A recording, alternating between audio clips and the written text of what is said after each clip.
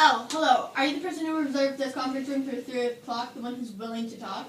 Frantically, Jonah angled his mirror, turning the tax code book almost sideways. There, a woman walking into the conference room. Oh, a tall woman, strong, well-dressed woman.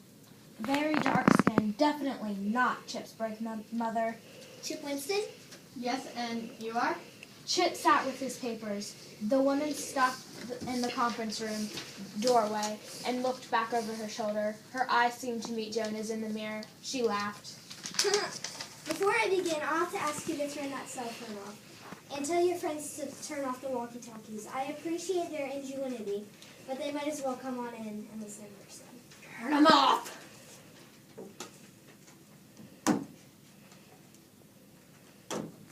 I don't know what you're talking about. You're not a very good liar, are you? No. I'll have to remember that. I'm talking about the girl in the magazine section and the boy in the tax section, reading your guide to the IRS. Jonah blushed. He started to turn the book around, then realized that made him look even more guilty. Out the corner of his eye, he saw Catherine standing up, rushing toward the conference room. He waved his arms, trying to send a telepathic message. No, go back. Pretend you've got nothing to do with me or Chip. Act normal. Don't give anything away. Catherine ignored him. She reached the door into the conference room and began shaking the woman's hand. Hi, Catherine Skidmore. Nice to meet you. Catherine made it sound like they were all going to be sitting around eating sugar cookies and drinking lemonade. Come on, Jonah. She's got us figured out. But I don't have to go in there, do I? I can stay out here if I want to, so I can run for help if anything happens. You're the one I want guarding the door then, watching out for trouble. You can watch from the outside or inside. I don't care. I'm Angela Dupree. You can call me Angela. Hastily, Jonah moved forward to shake her hand. He stepped in through the glass door behind Catherine and Angela and pulled the door shut. But he didn't sit down at the table when the others did. He stayed by the door. Angela nodded respectfully at him as if she had approved of his choice. A little advice, the next time you do a stakeout, don't enter the building together. I got here at 2 o'clock and I've been watching you for the past half hour.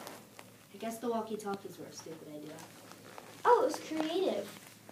I would have left you to your spy games if it weren't for the words on those things. I don't want our conversation broadcast to every trucker passing by on the highway, or others that want to listen.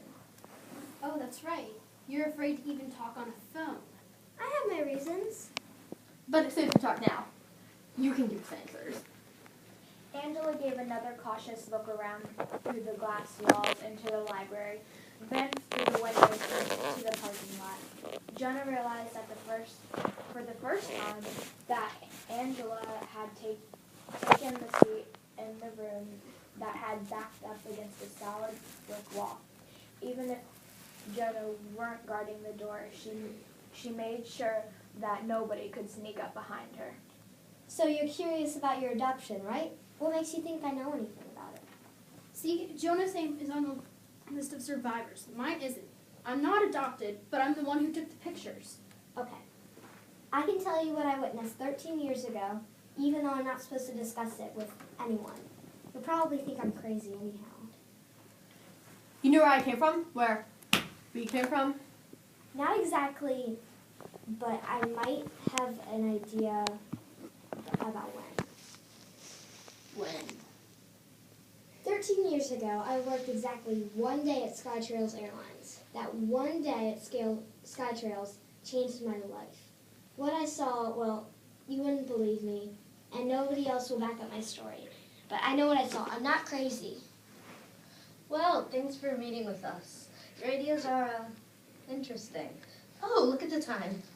Suddenly something slammed into the glass door next to Jonah. Instinctively, Jonah grabbed for the door handle, but it was too late. A man was wedging his heavily booted foot between the door and the glass wall. The rest of the man's body sprawled out onto the ground because another man had appeared to attack him.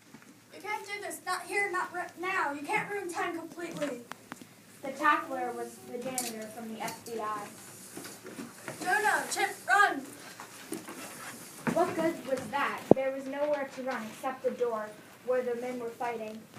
The booted man reared up, almost breaking the tackler's grip. Ah! The window! No, the door! She rushed over to the outer wall and began tugging at the door. Chip climbed out the window while the others followed.